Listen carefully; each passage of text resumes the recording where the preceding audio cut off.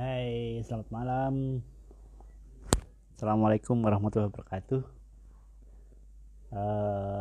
Malam ini kita mau diskusi sederhana, ngobrol sederhana. Seperti beberapa waktu yang lalu kita diskusi dengan banyak tokoh. Ada Pak Fritz kemarin, Bawaslu RI, ada Pak Firian dari KPU tentang data pemilih, ada juga aktivis perempuan. Diskusi ringan saja bahwa malam ini kita ngopi lah gitu bersama Bawaslu, Humas Bawaslu Kalimantan Selatan.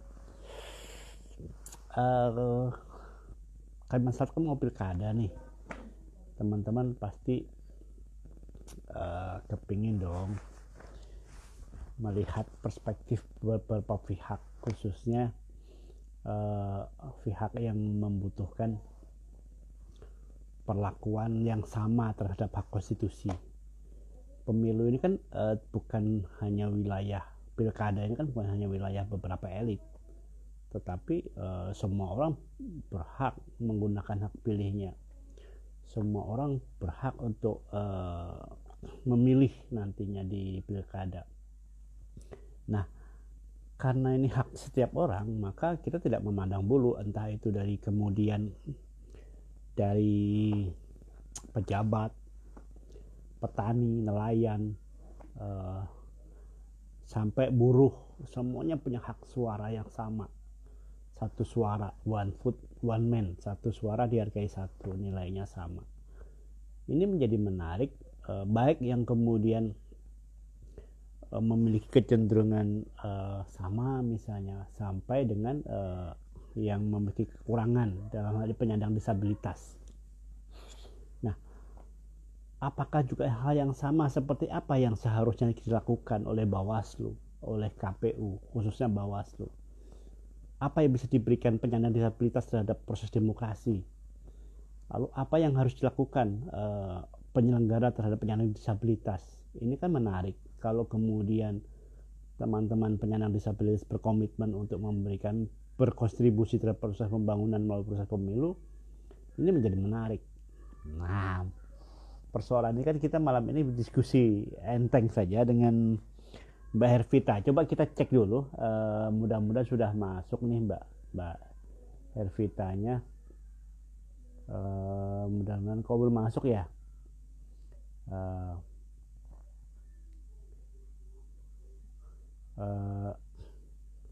Mbak Hervita mudah-mudahan sudah masuk.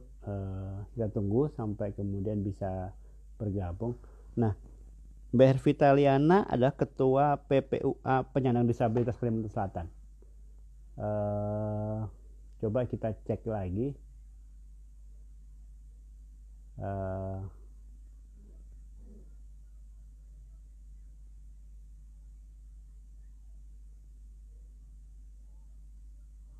Cek apakah sudah bisa bergabung. Vita Savana ya, betul ya? Betul. Hai, assalamualaikum Mbak Hervita. Wabarakatuh. Apa kedengaran apa suaranya? Dengar. Alhamdulillah baik. Malam-malam ganggu Mbak Hervita nih. Kita ngajak diskusi hari ini. Coba suaranya agak denger, agak nyaring Mbak Hervita, kayaknya agak putus-putus gitu. Oke ya. Halo.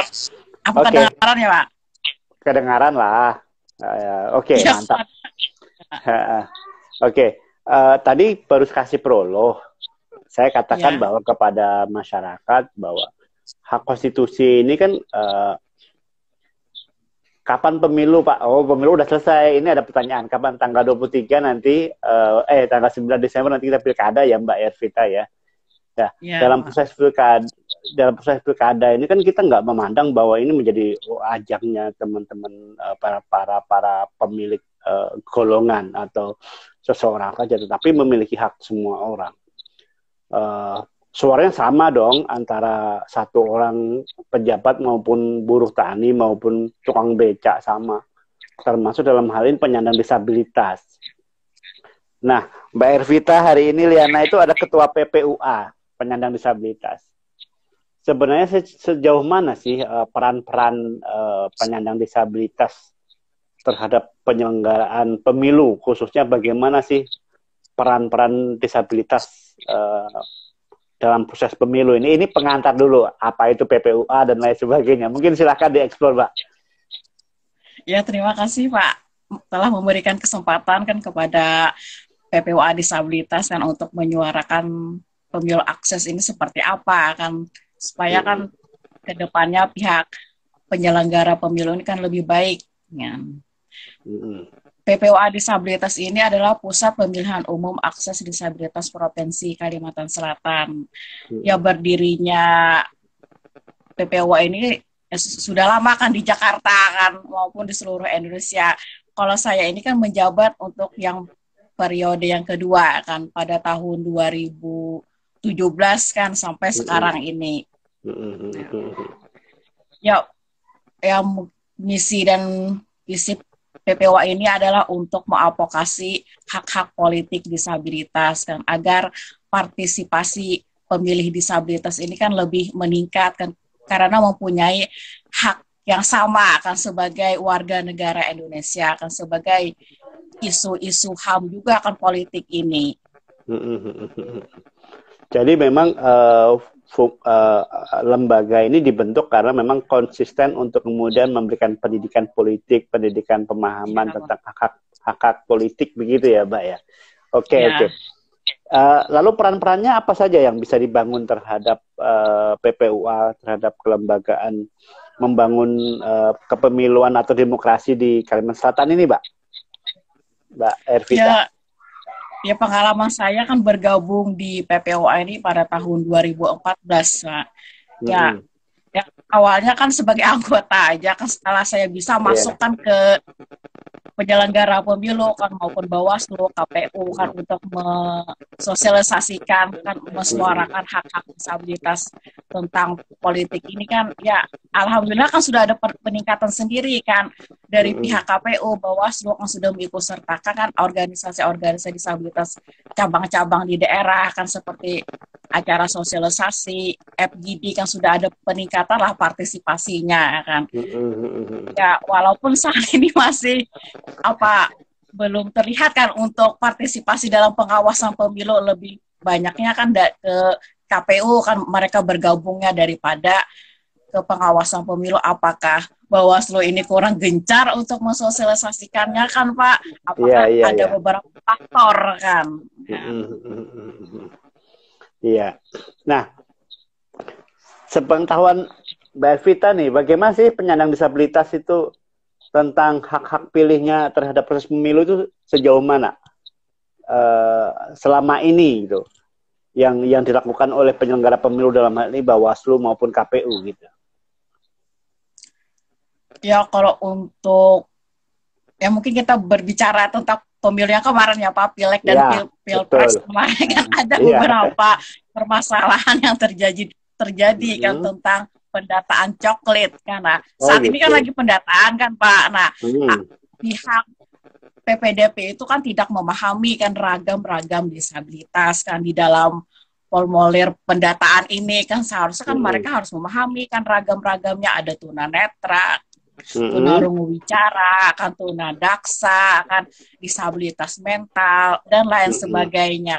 Seharusnya kan memahami kan di saat bintek untuk pendataan itu kan seharusnya pihak KPU itu memberikanlah lebih ekstra lagi kan binteknya itu kan, supaya lebih memahami kan pihak petugas pendataan kan, memahamilah ragam-ragam disabilitas. Ini kemarin ada yang komplain juga kan, teman disabilitas di Banjarbaru dengan daerah Hulu Sungai, katanya pihak petugas coklat itu tidak memahami kan Pak ragam disabilitas, dia itu kan pakai kursi roda kan. Nah, seharusnya kan itu kategori disabilitas tunadaksa kan, ada juga kan secara fisik mungkin dia normal kan, tapi kalau secara pemikiran lah tingkat kecerdasannya kan itu dia termasuk disabilitas mental kan. Kalau saya lihat kan secara pihak KPU ini memberikan materinya secara teori saja kan, seharusnya kan ada gambar ragam-ragam disabilitas supaya kan pihak petugas coklat ini memahami kan ragam-ragamnya. Pada pemilu tahun kemarin itu disabilitas mental pun banyak yang tidak terdata kan, padahal kan mereka ingin berpartisipasi untuk memilih kan dan dipilih juga untuk datang ke TPS, tapi kenyataannya tidak terdata atau mereka ujung-ujungnya kan golput kan. Iya, kendalanya apa ya? Kemungkinan penyandang disabilitas daksa, rungu maupun mental tidak terdaftar oleh KPU. Kendalanya apa itu, Kak? Ya, kendala mungkin yang Kakak ketahui ya. Kurang memahami ragam-ragam disabilitasnya kan, ya, karena kan juga ada yang tidak mau didata kan, karena kan kita tidak bisa memaksa kan yang sampai petugas coklatnya ini kan datang ke rumah, ada yang tidak mau lah dibuka pintunya karena itu.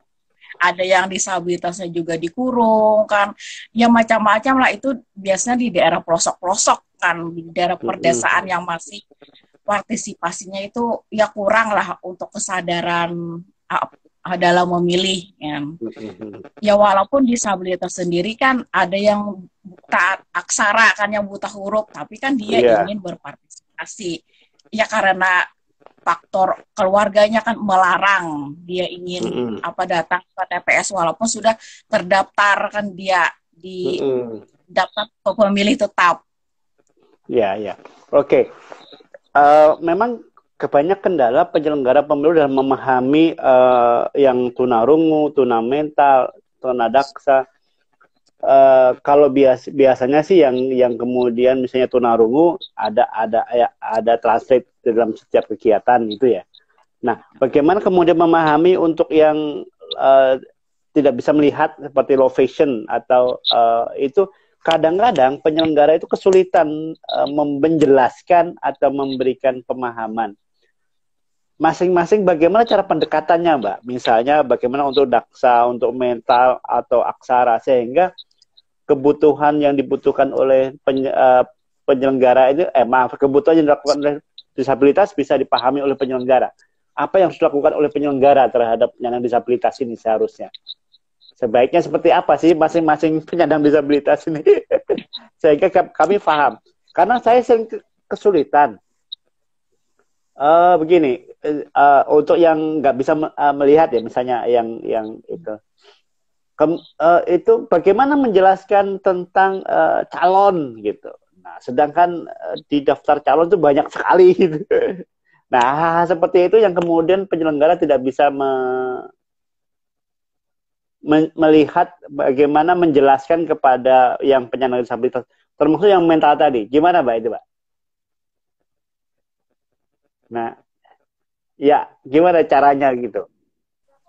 Ya mungkin dari pihak penyelenggara pemilu ini kan harus melaksanakan sosialisasi ya Pak. Misalnya kan 50 orang kan langsung ragam disabilitasnya bisa bekerja sama dengan dinas sosial kan ke depannya. Oh, iya.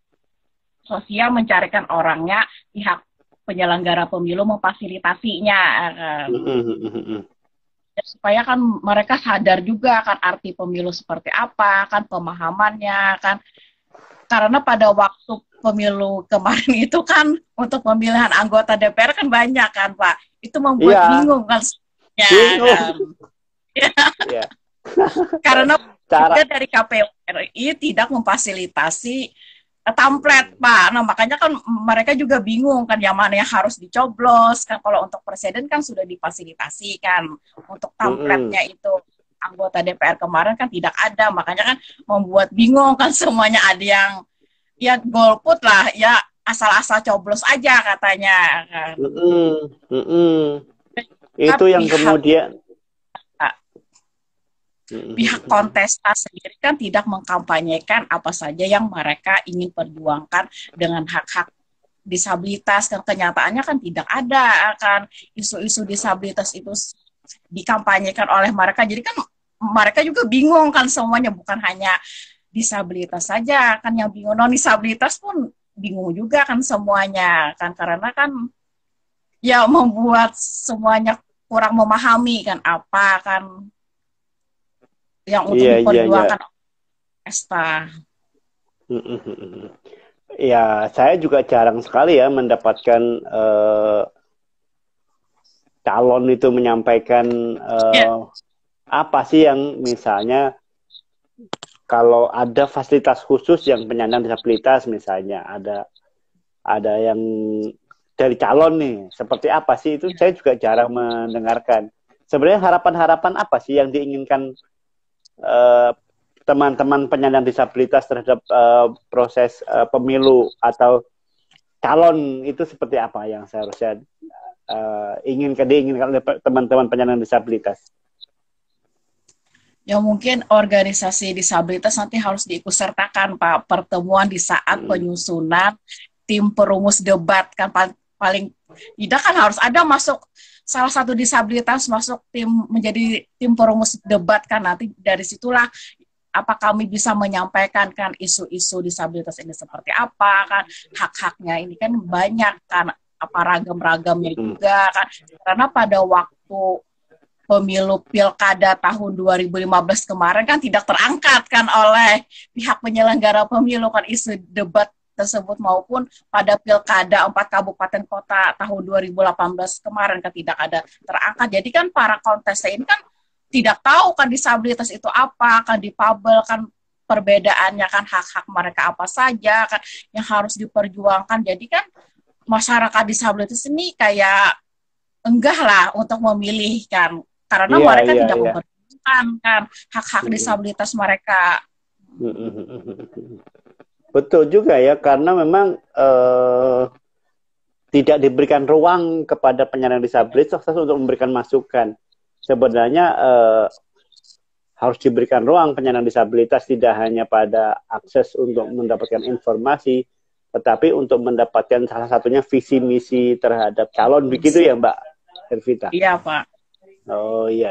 Mungkin nanti sampaikan kan Pak kalau ada pertemuan kan nanti. Walaupun sudah saya sampaikan juga. Ya paling kadang kami harus diundang juga kan nanti. Oh iya. Oke. Kendala kami adalah bagi penyelenggara itu memahami yang penyandang disabilitas mental. Bagaimana kemudian menjelaskan teman-teman penyandang disabilitas mental khususnya yang di rumah sakit Sabang Lihum misalnya.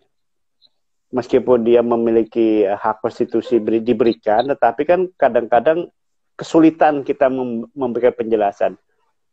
Langkah-langkah apa yang bisa kita lakukan untuk kemudian teman-teman paham terhadap kekurangan yang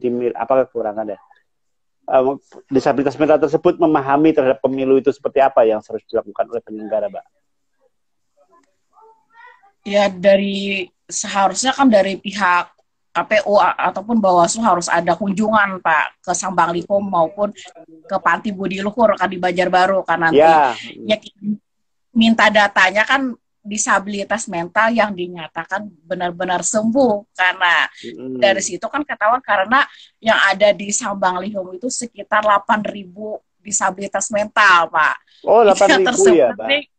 8.000 waktu saya ada ya silaturahmi kan kemarin tahun 2018 kan. Ya katanya saya tanya-tanya tidak pernah katanya pihak KPU ataupun Bawaslu ke sana kan. Nah seharusnya kan mereka ada lah ke sana kan nanti kan Pak. Saya pernah ke sana loh Mbak. Saya pernah ke sana cuman memang nggak boleh masuk waktu pemilu kemarin kan nggak ada disabilitas di Martapura itu yang Sabang Lihum itu. Memang nggak disediakan TPS saya lihat kemarin itu. Ya itu kan seharusnya gitu tidak. Ya seharusnya kan tidak terjadi ya. Harus disediakan tempat. Ya seharusnya kan gitu. Sama kan di Budi Luhur juga ada kan. Itu kan habis di Sabang Lihum dilimpahkan lagi kan ke pantinya yang dibina lah mereka diberikan pendidikan pelatihan kan di sana ya lumayan banyak juga kan orangnya kan.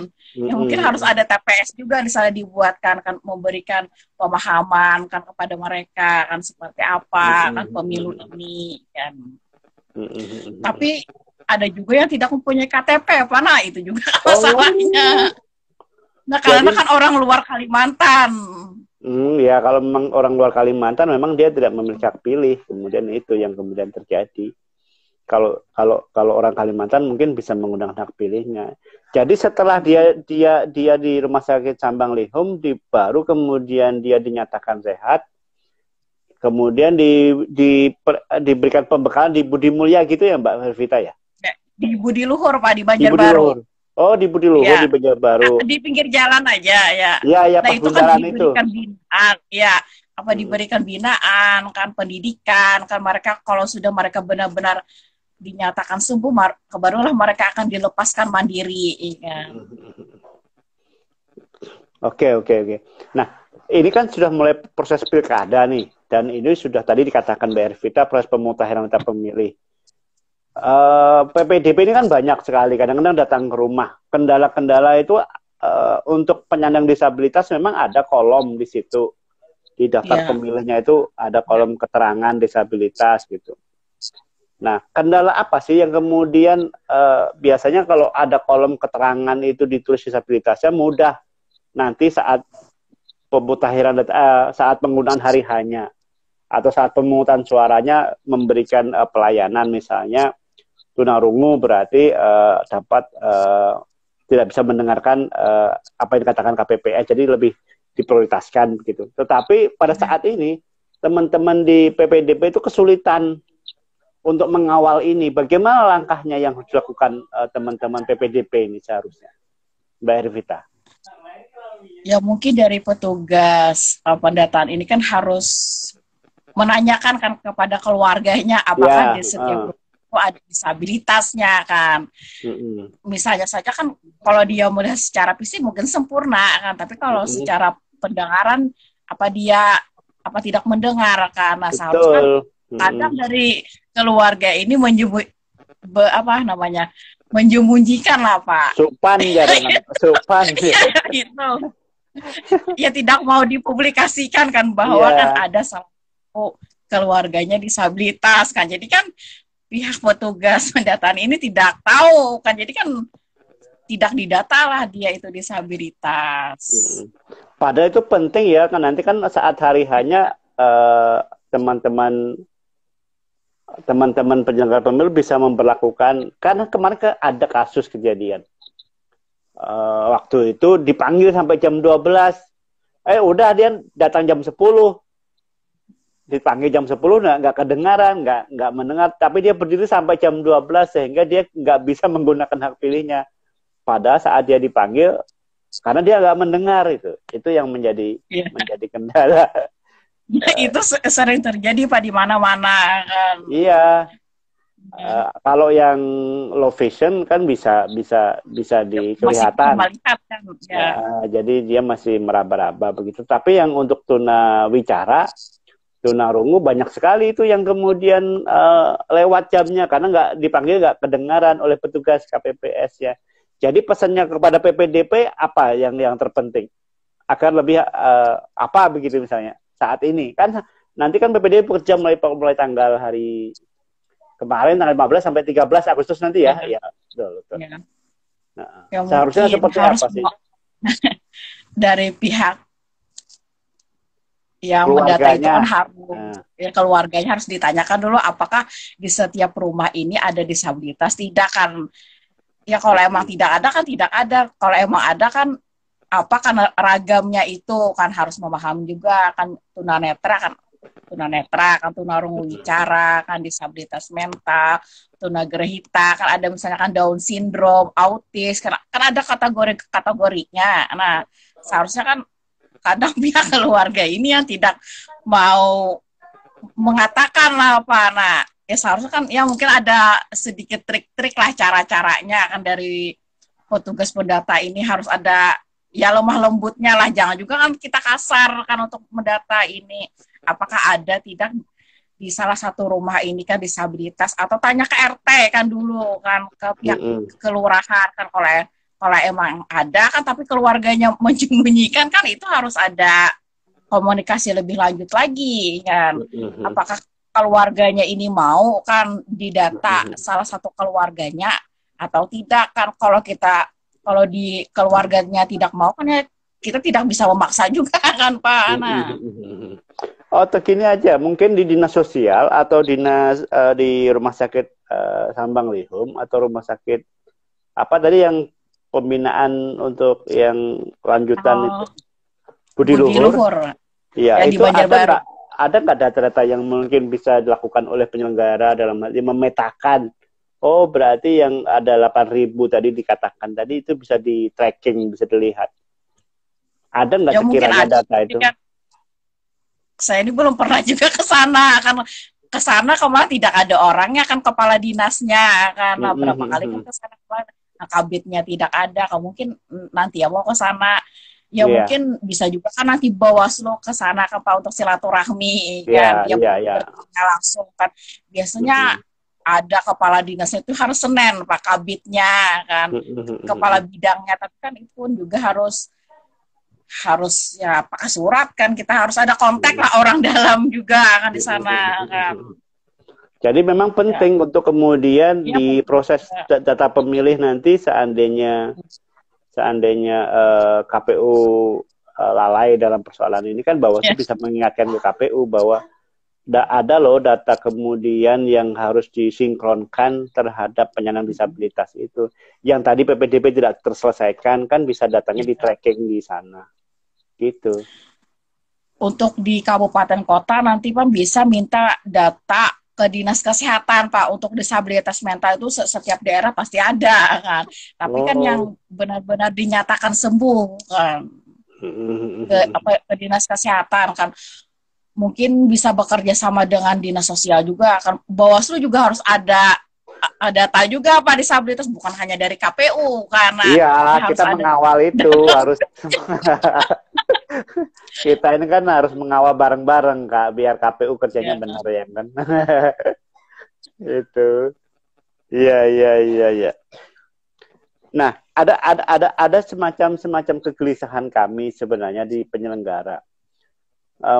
Memperkuat kapasitas upaya kita dalam menghormati penyandang disabilitas itu bagaimana caranya yang PPUA inginkan gitu, memperkuat kapasitas teman-teman selain ya kalau bintek sih kadang-kadang yang dijelaskan kan yang beda lah bintek yang dilakukan oleh masyarakat umum gitu, tapi masyarakat yang penyandang disabilitas seperti apa harus pendekatannya beda dong, seperti apa sih seharusnya untuk masing-masing karakteristik yang disabilitas tersebut gitu.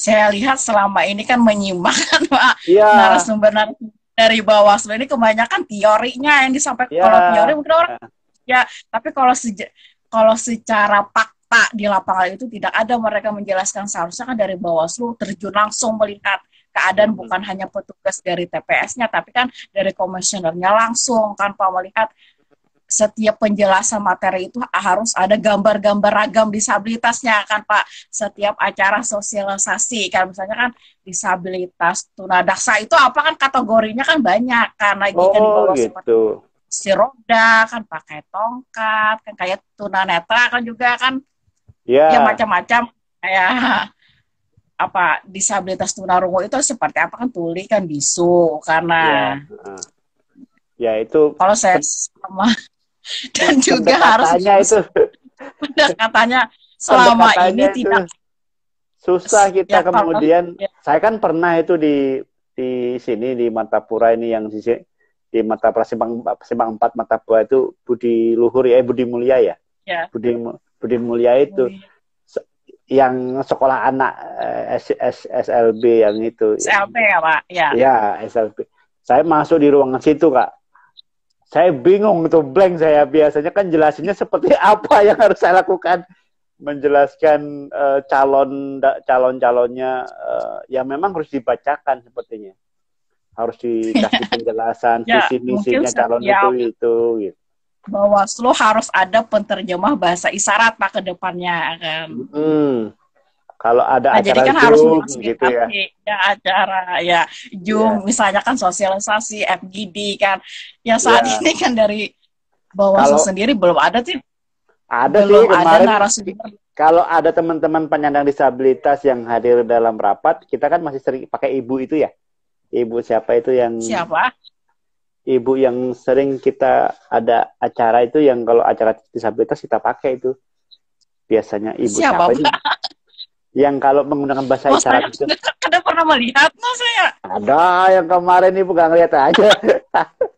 Kita sering kok pakai ibu itu yang kalau kita lagi ada kegiatan. Oh, Ibu Cynthia, mungkin. Oh, itu yang di Kota Banjarmasin. Kalau provinsinya nggak ada. Di provinsi sering. Saya kemarin kan baru pakai itu waktu acara disabilitas. Nah, jadi kapan Pak acaranya ke depan? Waktu di NASA kayaknya nggak salah, di hotel NASA kayaknya ya. Oh, itu Kota Banjarmasin mungkin. Bawaslu gitu. Kota Banjarmasin. Yang saya karena kan mereka dari tunarungu membawa sendiri kan penerjemah bahasa isyaratnya seharusnya mungkin ke depan. Ya, itu dari teman-teman kita yang membawa ibu itu. Siapa itu yang membawa isyarat Ibu Cynthia itu. Ya, Ibu Cynthia itu. Jadi nanti ke depannya memang setiap momen kayak ada lah sih yang kemarin penerjemah yang COVID itu kan biasanya ada di sampingnya pimpinan pejabat itu. Menjelaskan itu. Ya mungkin setiap ada iklan juga disabilitas itu harus diikut sertakan. Kan misalnya kan dalam pengawasan pemilu disabilitasnya kan harus berperan juga kan dalam pengawasan pemilu kan seperti kayak di Jakarta kan Pak. Saya melihat di sosial media gitu. Nah ini menarik ini. Bagaimana teman-teman penyandang disabilitas untuk tetap bisa mengawasi pemilu itu seperti apa? Yang menurut Kak Ervita sepertinya seperti apa seharusnya pengawas dalam proses pengawasan? Nah, saat ini kayaknya belum terlihat kan bahwa ada yang apakah mereka ini takut kan kayak dalam terjun ke dunia pengawasan. Saya lihat satupun kemarin tidak ada dari disabilitas kan mau yang jadi Panwascam kan pengawas kelurahan kan pengawas TPS mungkin saja kan kedepannya harus ada lebih kuat lagi Pak pakai MUU lah kedepannya kan supaya kan ada partisipasi disabilitas itu duduk di pengawas pemilu kan kebanyakan kan di komisi pemilihan umum kan mereka duduknya kan dari disabilitas sendiri kan belum ada. Iya. Jadi nanti bagian dari tapi biasanya di KPPS ada sih yang kemudian bisa terlibat di situ di dalamnya. Nanti itu, coba kita yang diutamakan tunadaksa aja kan Wak. Iya. Kalau tunadaksa susah komunikasinya. Iya, untuk tunadaksa yang itu kan ada fasilitas, yaitu ada template gitu. Tapi kadang-kadang template itu tidak cukup untuk kemudian digunakan karena ditempel di surat suara gitu. Selain itu apa sih keinginan teman-teman yang disabilitas yang lain? Bagaimana misalnya untuk yang tunadaksa, bagaimana kemudian itu diperlakukan saat pencoblosan nantinya gitu? Atau tunarungu seperti apa sih? Atau yang mental seperti apa sih yang diinginkan teman-teman disabilitas? Masing-masing kan beda-beda itu dalam proses pemilu itu nanti pembelajaran. Ya mungkin harus memahami lah saat berkomunikasi kan kadang dari disabilitas tunanetra ini kan membawa pendamping sendiri kan Pak dari pihak KPPS kadang ada melarang kan harus dari petugas KPPS katanya yang mendampingi kan seharusnya kan ada kebijaksanaannya juga kan dari pihak KPPS kan disabilitas tunanetra ini membawa pendamping sendiri kan dari keluarganya kan atau dari saudaranya kan untuk mencoblos ke depannya nanti kan. Dan juga ada permasalahan ini kan Pak tidak boleh lagi jemput bola. Bagaimana ini peraturan PKPU yang baru ini kan untuk pilkada tahun ini kan otomatis itu akan menurunkan partisipasi disabilitas datang ke TPS nanti kan. Apakah ada kebijakan nanti kan dari pihak petugas KPPS ini datang ke rumah kan. Yang disabilitas misalnya sakit kan bukan hanya disabilitas saja kan tetapi kan masyarakat umum. Jadi memang sebenarnya sih apa bedanya ya kalau kemudian rumah sakit itu bisa didatangi oleh petugas KPPS, kenapa disabilitas yang misalnya yang sakit atau manusia lanjut usia gitu, misalnya kan manula kan juga perlu didatangi juga. Kenapa harus seperti itu ya? Kita juga belum mengetahui kenapa punya. Itu kan masih diperjuangkan juga kan di KPU RI kan. Bagaimana kan apalagi kan kondisi seperti ini kan pandemi, otomatis kan partisipasi akan menurun kan kalau dilarang kan petugas KPPS-nya datang ke rumah. Iya, betul. Artinya kan hak-hak itu kan harus dipenuhi. Ya, cobalah nanti kita pertajam dengan KPU. Mudah-mudahan yang penyandang disabilitas untuk yang sehingga hak pilihnya nggak kebuang, nggak betul-betul nggak sia-sia gitu. Pertama, persoalannya begini, saya lihat keluarganya dalam proses pemutahiran data pemilih nggak transparan, nggak menyampaikan secara jujur bahwa ada keluarganya yang penyandang disabilitas. Sebabnya mungkin malu atau sebabnya mungkin PPDB tidak mempertanyakan persoalan ini. Sehingga implikasinya apa? Mungkin implikasinya bahwa teman-teman KPPS nantinya itu nggak bisa melakukan proses pencoblosan dengan baik karena nggak tahu bahwa seperti kasus-kasus yang terjadi tidak terpanggil, tidak melihat, atau pemaksaan untuk yang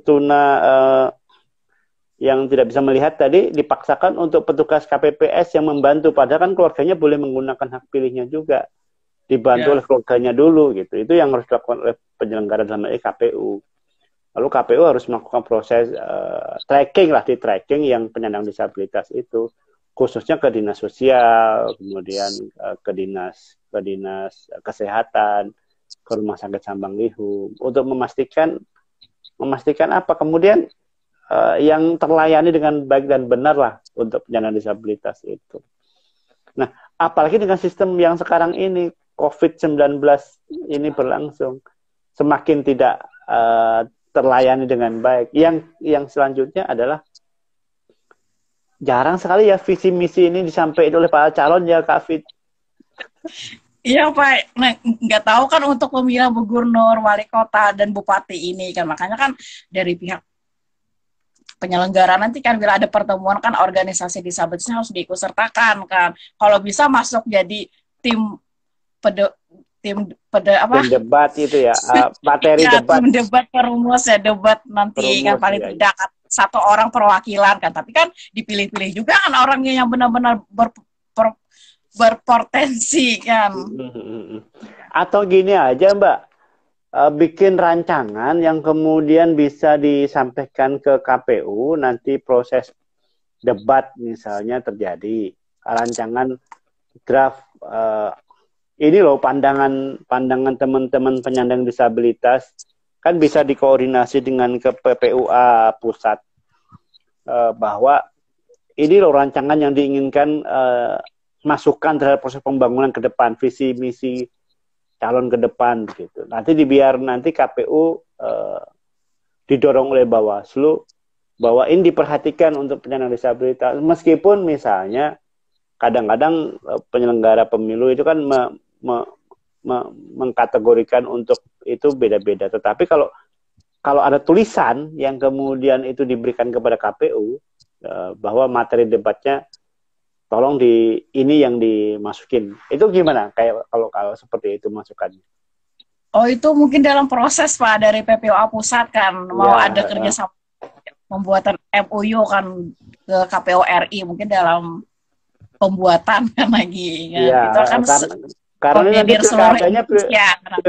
pilkadanya pilkada Kalsel, gubernur, rekomendasi semacam rekomendasi gitu loh PPUA bahwa visi misinya seharusnya menyangkut masalah ini disabilitas. Gitu. Fasilitas misalnya ada tempat duduk khusus ya, hal-hal seperti itu yang harus disampaikan teman-teman di PPUA kepada penyelenggara pemilu. Begitu. Sebenarnya harapan kami banyak sih terhadap penyelenggara teman-teman penyandang disabilitas tanpa memahami bahwa keterbatasan itu. Tetapi kalau ada semacam, kan banyak ragam kejadian-kejadian di real nyata bahwa pelanggaran pemilu.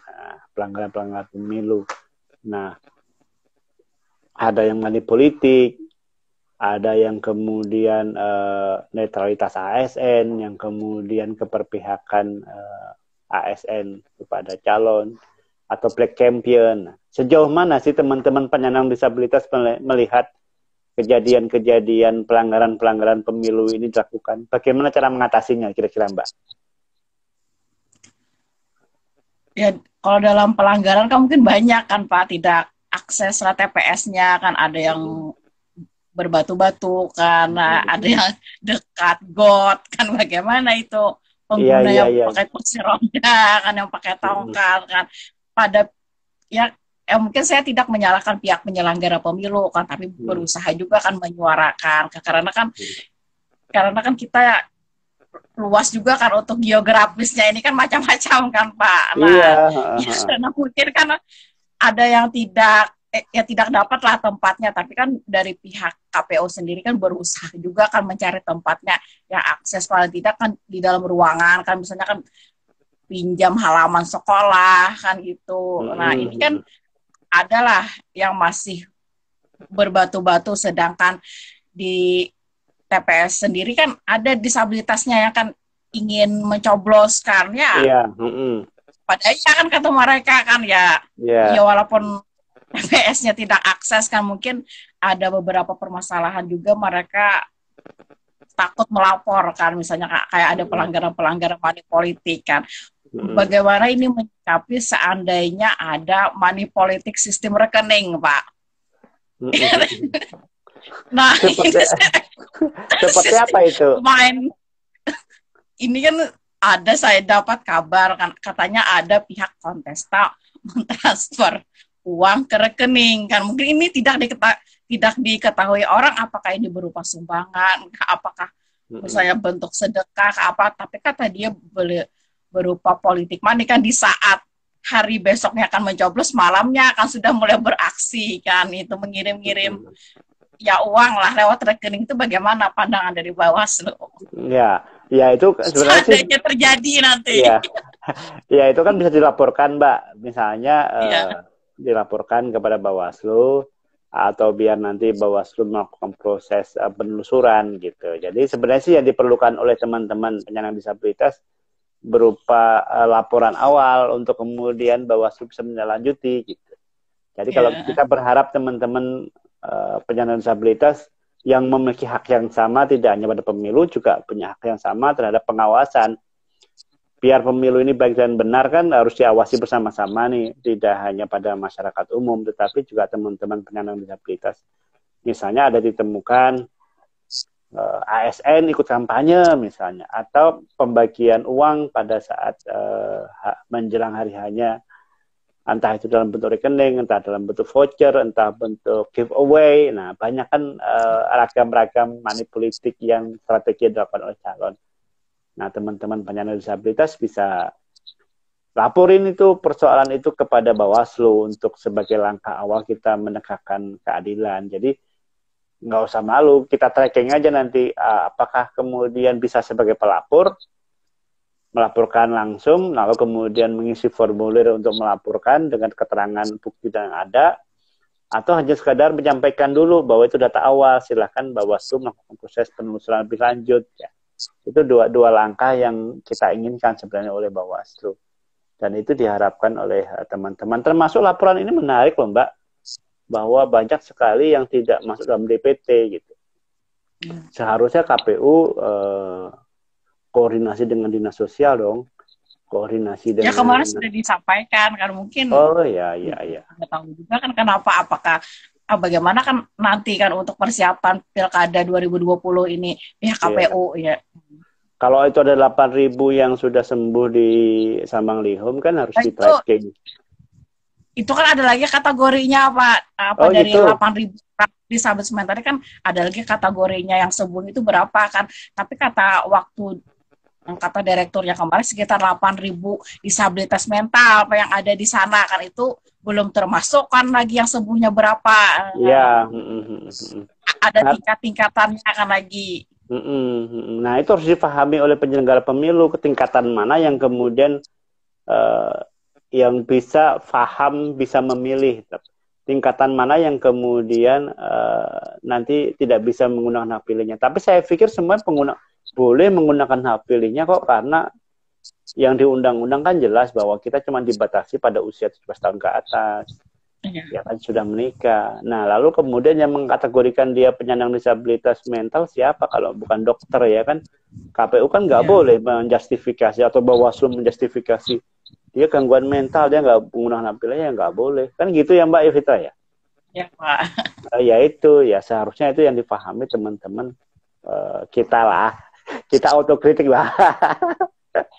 Ya dari Autokritik. Bawaslu kan, KPU Iya. kan, dari organisasi Iya. disabilitas harus bersinergi kan Pak semuanya. Kan Iya, misalnya ada betul. kerjasamanya. Kan. Betul, Mungkin betul. kedepannya dari Bawaslu harus mengundang perwakilan disabilitas juga Pak jadi narasumber.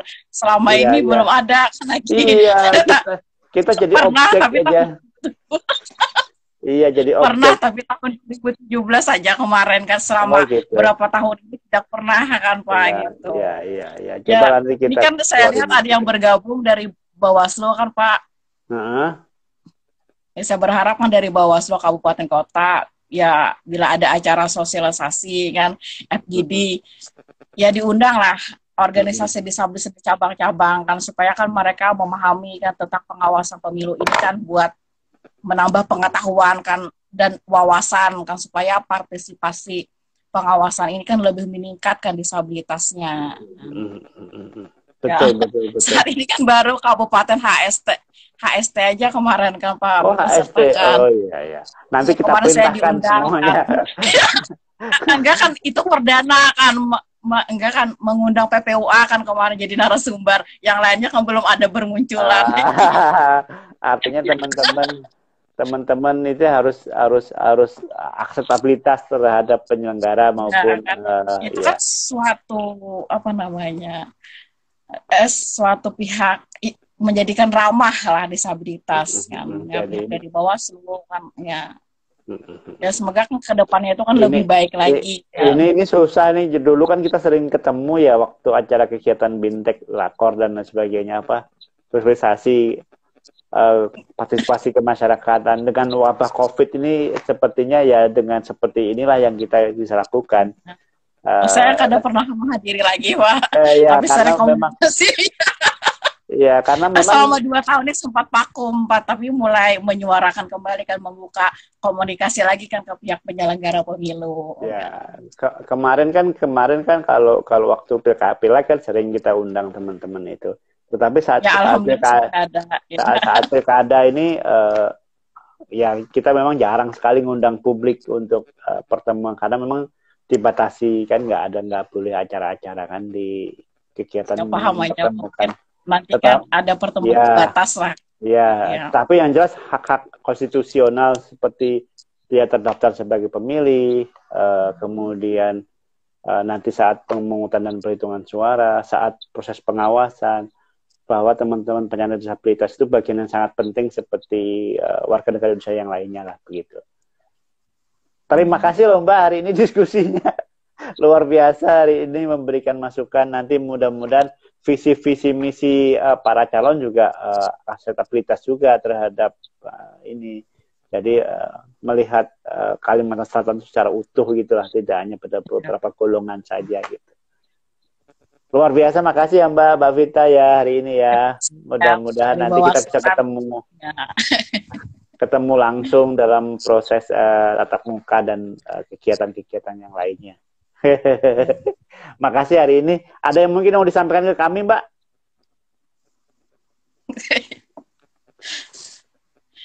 Ya, saya ucapkan juga terima kasih kepada Bawaslu kan Kalimantan Selatan telah memberikan kesempatan kan Pak ya ngobrol santai kan.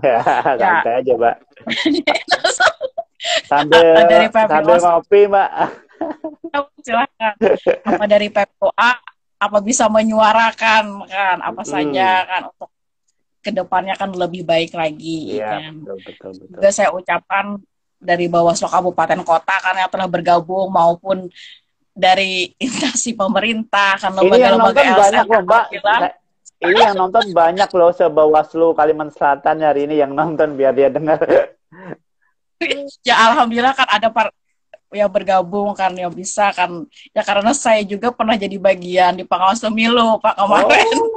Di mana? Di Kabupaten Tabalong kan dari sejak tahun sampai 2018 yang mundur kan, mungkin ada yang lebih baik lagi kan. Ya betul. Artinya kan tetap kita membutuhkan teman-teman tanpa memandang dari mana asal dan sebagainya. Saya pikir itu. Makasih Mbak, hari ini malam ini sudah 1 jam lebih kita diskusi dan memang kita berbatas waktu kurang lebih 60 menit dalam diskusi setiap sesi ini, dan ini menjadi catatan khusus buat kami. Mudah-mudahan diskusi ini banyak manfaatnya lah. Kita yakin kita bikin rekomendasi nantinya. Makasih Mbak Vita, sekali lagi selamat malam dan akan menjadi catatan betul semua. Dan kita sudahi dulu diskusi hari ini, dan terima kasih Mbak Vita ya. Yuk Mbak Vita, makasih. Yuk, assalamualaikum. Waalaikumsalam warahmatullahi wabarakatuh. Nah, teman-teman, nyata bahwa teman-teman penyandang disabilitas memiliki hati dan memiliki perasaan yang sama terhadap proses pemilu. Artinya, penyelenggara pemilu harus paham, mengerti, memposisikan teman-teman penyandang disabilitas bagian sangat strategis terhadap proses pemilu ini. Jadi jangan sampai kemudian kita mensubordinatkan lah teman-teman penyandang disabilitas, baik pada proses pemilu maupun pada calon yang kemudian menyampaikan visi dan misi ke depan. Keterlibatan mereka secara terus-menerus bagian terpenting dalam membangun demokrasi ke depan. Karena kita besar itu karena mereka ada, dan kita bisa ada, mereka juga ada, karena mereka juga penting bagian dari kita semua. Saya pikir ini malam ini diskusi hari ini, kita next nantinya ada sisi diskusi yang lebih menarik lagi dan banyak sekali, dan mohon maaf apabila dalam proses diskusi ini banyak kendala teknis, dan nanti kita akan perbaiki bersama-sama. Sekian, mohon maaf, terima kasih. Bersama rakyat awasi pemilu, bersama Bawaslu tegakkan keadilan pemilu. Assalamualaikum warahmatullahi wabarakatuh.